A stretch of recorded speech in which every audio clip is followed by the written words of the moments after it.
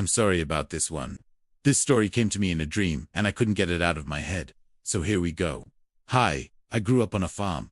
Well, not like an actual farm with crops and stuff. My dad raised bison. We had about 12 at the time, and they were free to roam in a big open field. It was great. I loved those animals. And even though they looked kind of scary sometimes, I always thought of them as gentle giants. Well, when I was 13, I got a bow and arrow for Christmas, and I wanted to hunt. I wasn't into eating the meat or anything, but I thought it would be cool to have a deer mount on the wall. And being a complete idiot, I didn't tell anyone that I was going to try hunting, and I went out into the field with my bow and found one of the bison, took aim, and let loose. The problem was I completely missed the arrow, flew over the bison's back, and landed somewhere in the field. I figured I'd just be a coward, and hide the evidence, and hope that whatever I hit didn't come back. For about 3 days, I didn't hear any commotion in the field, and I almost convinced myself that I just missed, and it probably wasn't anything important. Well, on the third day, I was outside, and I heard a loud crash in the field. Me and my dad ran outside, and we saw this huge gash in the fence. I instantly knew what had happened. Whatever I shot at had gotten out. My dad looked furious. He chased bison like they were his children, and I knew that he would be devastated if something happened to one of them. We searched for the animal all afternoon, but we couldn't find it anywhere. And as night began to fall, we gave up and went inside.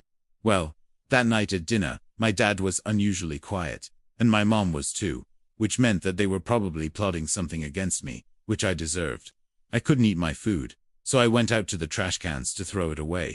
And as I was walking past the freezer, I saw that my dad had taken a brick of meat out of the freezer and put it on the counter. I didn't think much of it until later that night when I woke up to use the bathroom, and I caught my dad eating the raw meat in the middle of the night. He saw me and instantly got defensive. He asked if I wanted some, but I told him no thanks. I didn't want to eat a deer that had been running around in a panic, trying to keep itself alive. And when my dad offered me some again in the morning, I still refused. But he wouldn't let it go. He kept asking why I didn't want to eat the meat, and he kept offering it to me.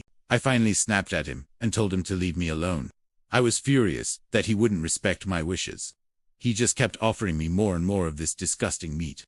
He stopped offering me the meat after that, but he seemed very sad. He ate the rest of it himself and went back to work in his office, which was a building out in the field that he used to store equipment and do paperwork.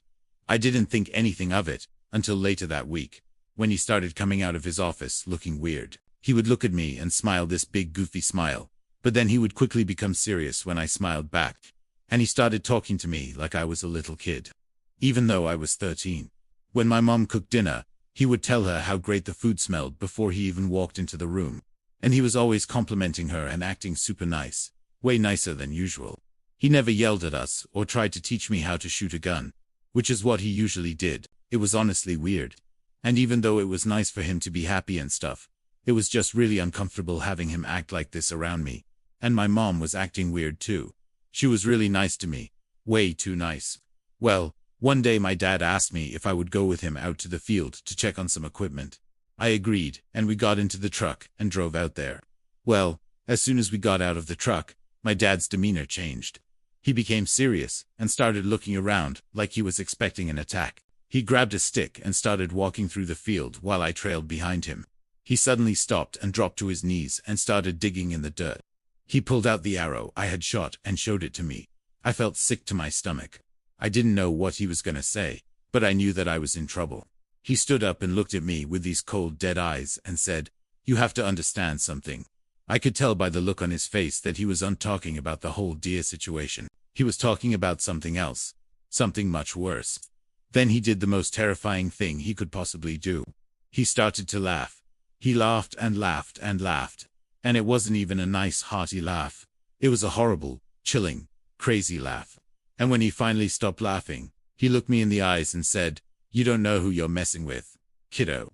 Then he got in the truck and left me out in the field. I didn't know what he was talking about, but I knew that whatever he was talking about was bad. I slowly walked back to the house and tried to act like nothing happened.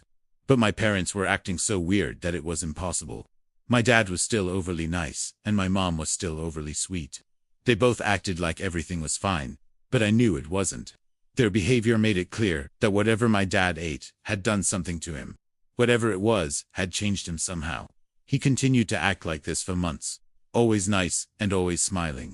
And he always looked at me funny, like he knew something that I didn't. Well, one day he finally broke. One evening, we were sitting at the dinner table, and my mom said something about how she needed to go grocery shopping. My dad suddenly slammed his hand on the table and screamed at her.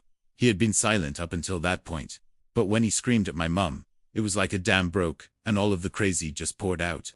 He was foaming at the mouth, and his eyes were wide and soulless. He kept repeating, "You don't know who you're messing with." And he kept saying things that didn't make sense. I don't remember exactly what he said, but I remember him saying, "They're coming," over and over again. My mom and I were scared to death. After he calmed down a bit, my mom took him out to the truck and they drove off. They stayed out in the field for hours, and I could hear them yelling at each other.